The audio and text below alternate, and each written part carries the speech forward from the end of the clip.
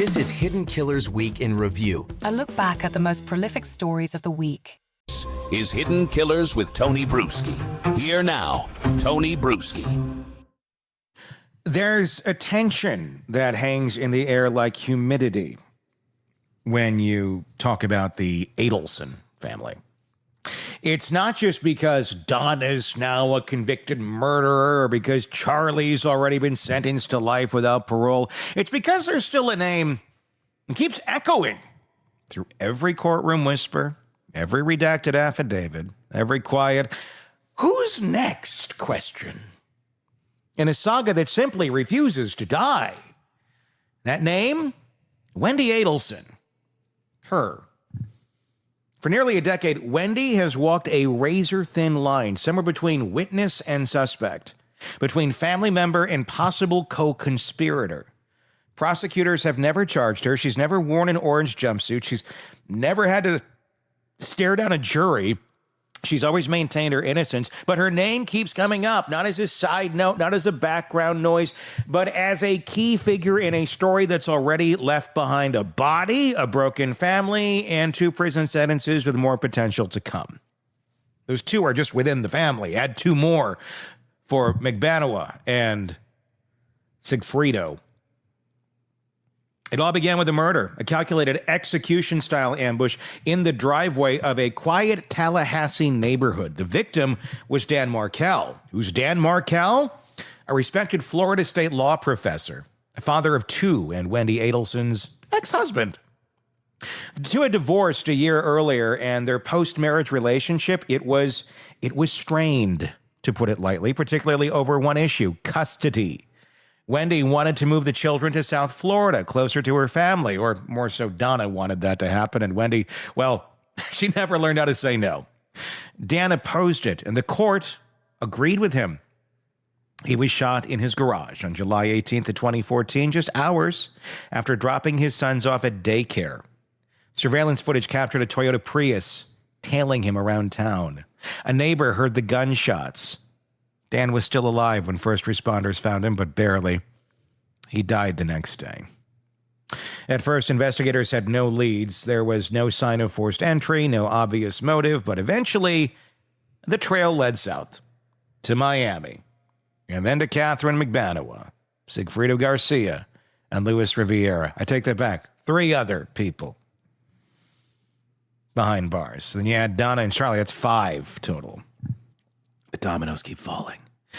Rivera and Garcia were the ones who pulled the trigger. Literally, Rivera later flipped on Garcia, describing in detail how 2 men had driven from Miami to Tallahassee in a rented Prius to carry out the murder for hire. And the target, yes, Wendi's ex-husband, Dan Markel.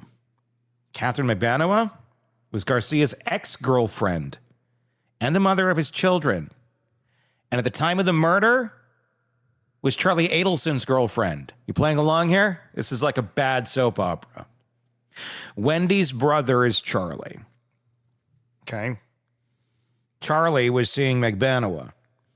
McBanoa, still tight with the baby daddy, and knew that he could pull a trigger. Or he knew someone who could.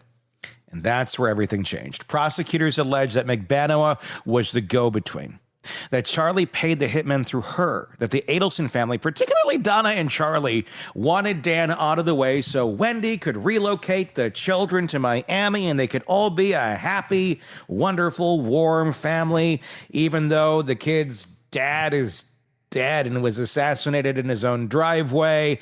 Oh, the kids will get over that. Kids they're durable. They can get through things. In 2019, Sigfrido Garcia was convicted of first-degree murder. Rivera, who testified against him, took a plea and received a 19-year sentence. Catherine McBanoa was tried in 2019, but the jury couldn't reach a verdict. In 2022, she was retried and convicted. And then came Charlie. Charlie was arrested in 2022 and convicted in 2023 of murder, conspiracy to commit murder, and solicitation. Prosecutors used undercover FBI recordings captured in a Bug Dolce Vita restaurant in South Florida to show how Charlie spoke in veiled terms about law enforcement pressure and TV shows while referencing the fallout from Dan's death. The code wasn't hard to crack. After Charlie fell, the spotlight turned to Donna. Donna Adelson, well, she'd been implicated early in the investigation. Her emails, texts, the jailhouse calls all pointed to an obsessive interest in removing Dan from her daughter's life. She referred to him in ugly terms. She'd looked up hitmen online. She made a series of suspicious financial transfers after the murder, like 40-some checks directly from the business, like you do to pay off hitmen. She even suggested to Wendi on a recorded call, maybe they could pay someone to fix things. Still, she wasn't arrested until 2023. Taken into custody at the Miami airport, about to board a flight to Vietnam with a no-return ticket. Prosecutors said she was trying to flee. She called it a vacation. Like you do. In April of 2024, Donna pled guilty. And if you want to go back and watch that trial, it's here on our channel. You can certainly do that. 40 years in prison, no trial. Just a cold admission. She helped arrange the murder of her former son-in-law. She is going to die in prison.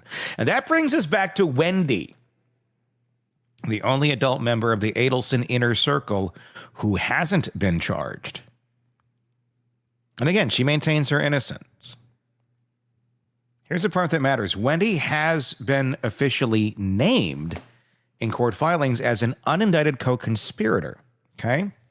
This is one of those reasons, one of those 5 reasons why she may be next. It's not to conjure, or it's not conjecture here, or to conjure up ideas that she's something that she's not.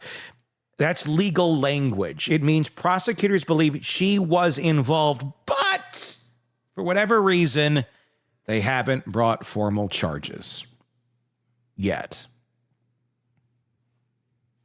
So the question becomes, why not? And more importantly, what might change that, if anything? Is she involved enough to have charges brought against her?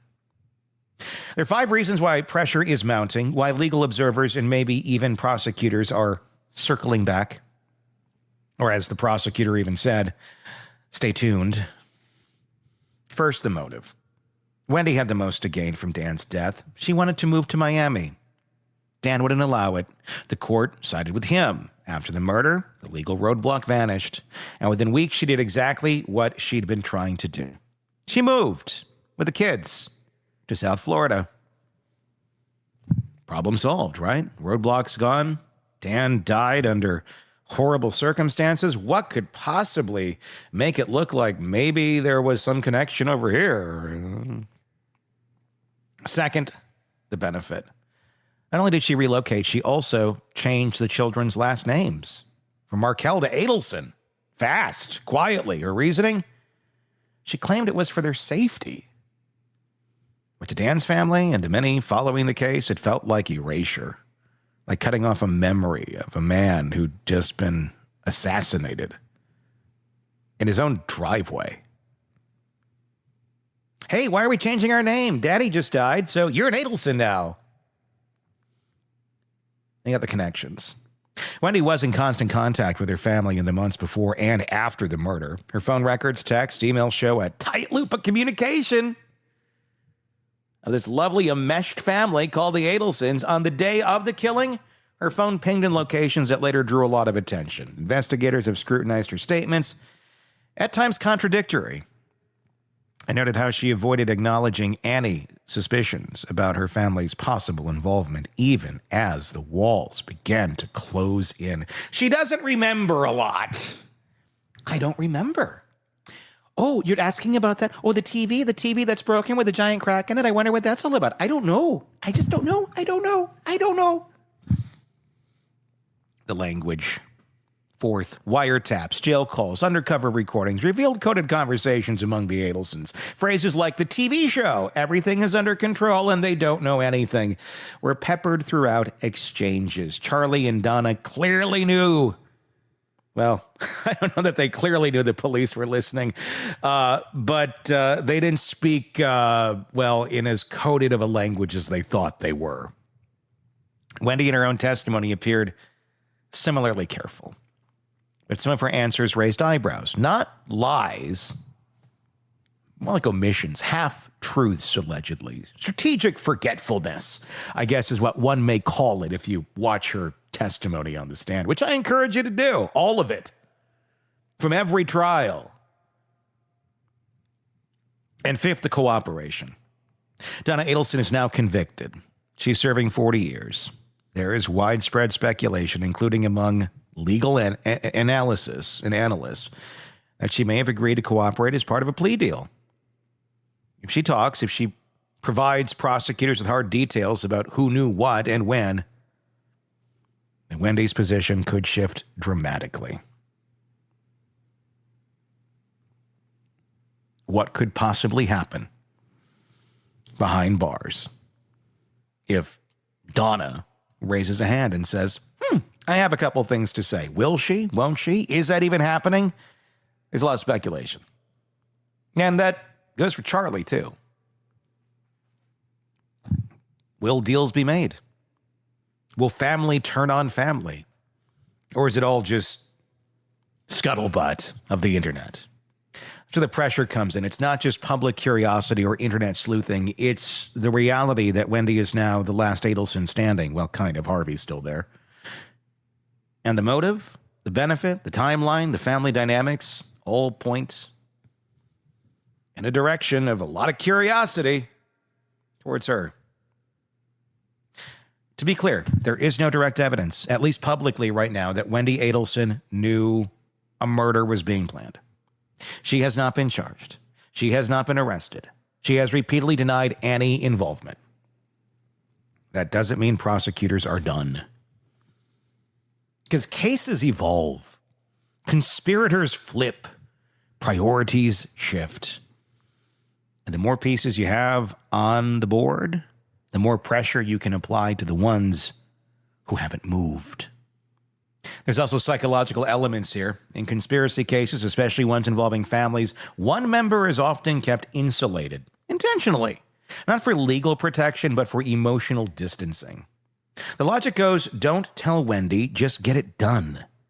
That way she can plausibly deny involvement. That way everyone gets what they want. And no one has to face the full truth. But if somebody flips on the inside, if the state gets cooperation from the inside of people who are already spending the rest of their lives behind bars and have nothing to lose other than things to gain, the insulation can break. And Wendi's proximity to the conspiracy, the benefits she reaped, the timeline she followed, the post-murder behavior could all become more than just suspicious. Could become evidence. For now, though, Wendi walks free. She continues to live in South Florida. She's raising her children. She's built a new life, but the shadow of this case does follow her in every legal filing, every interview, every time another Adelson is taken down. Because this story isn't finished. And the question hanging over isn't who did it. That part's been answered. The question is who knew. And did they stay silent? Justice isn't about solving a crime alone. It's about holding everyone accountable. And when the motives are personal, the stakes become generational. If Wendi Adelson is innocent, truly unaware of her family's plans, and I hope to God she is, because I can see a scenario where that is the case, then she's endured years of scrutiny for nothing. If she knew more than she said, if she benefited while looking away, then the clock is ticking. Because justice may be slow, but it doesn't forget. Not when a man was murdered in his own driveway. Not when a family was shattered. And not when one final name still hasn't been called. Let me know your thoughts in the comment section on YouTube. If you're not already there, check us out. Search Hidden Killers with Tony Bruschi to find us and press subscribe. If you're listening to us on the podcast platform, please hit subscribe there so you don't miss any of our coverage on this and the many cases we got for you right here at True Crime Today. I'm Tony Bruschi. We'll talk again real soon. Want more on this case and others? Then press subscribe now and don't miss a moment of true crime coverage from Tony Bruschi and the Hidden Killers podcast.